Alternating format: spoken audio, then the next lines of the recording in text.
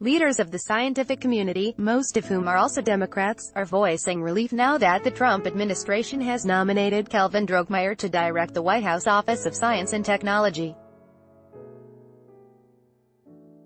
This office has been leaderless since Trump assumed office. Kelvin Droegemeier will have a fine line to walk if confirmed. AP photo, Droegemeier, Droegemeier, a well-respected meteorologist specializing in severe weather such as thunderstorms, has also served on the advisory board of the U.S.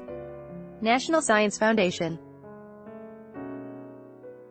He would bring a mainstream scientific voice into an administration that is often portrayed as somewhere between apathetic and hostile about matters relating to science. Sponsored, but those who expect Droegemeier to provide any sort of counterweight to administration policies will likely be disappointed. The history of presidential science advising shows that the effectiveness of science advisors is determined not by how much they know, but by how closely they are in step with the political priorities of the administration they serve. Science advisors are on the team. The role of presidential science advisor was formalized in the shadow of the Sputnik launch when President Eisenhower named MIT President James R. Killian to the newly created post of Special Assistant to the President for Science and Technology, in November 1957. Killian, who in fact was not a scientist but had a mere bachelor's degree in management, was expected not only to lend expertise to the White House but, according to a New York Times article at the time, to allay public fears concerning scientific achievements by the Soviet Union. Killian helped to oversee a rapid expansion of government investment in science, an agenda that satisfied both his scientific colleagues and the political aims of President Eisenhower. But such alignment of science advice and presidential politics is far from inevitable.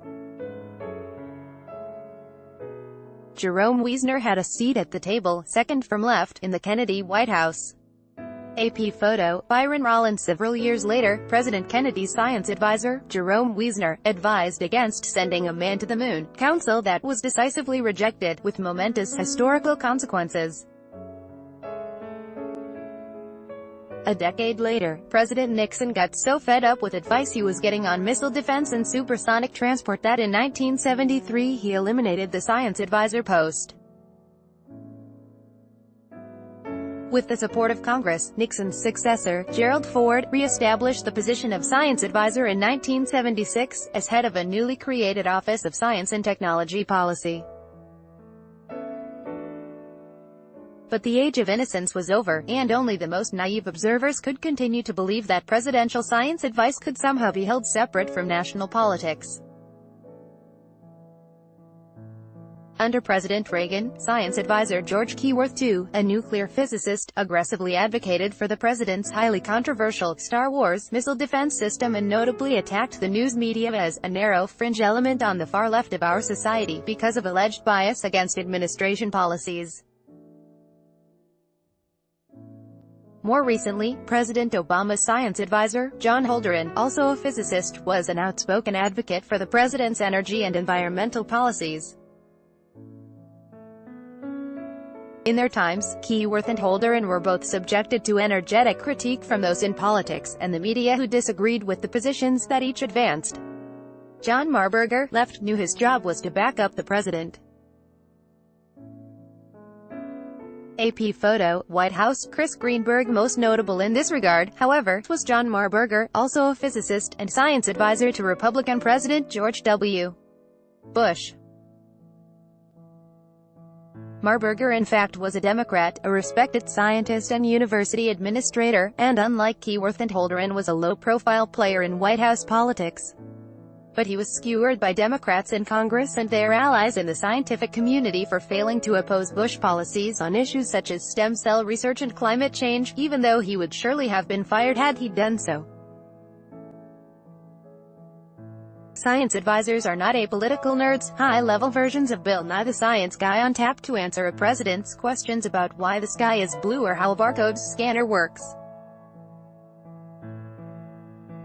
Science advisors are political players on a political team, and above all, Trump's choice of Droegemeier must be understood in that vein. A challenge ahead for nominee, yet Droegemeier represents a somewhat bizarre choice. Trump could have chosen a science advisor with expertise relevant to administration policy priorities, such as defense buildup, restoring the manufacturing base, or undoing environmental regulations. Given his skepticism about climate change, Trump could even have chosen a science advisor with similar views. Early rumors suggested he would do just that.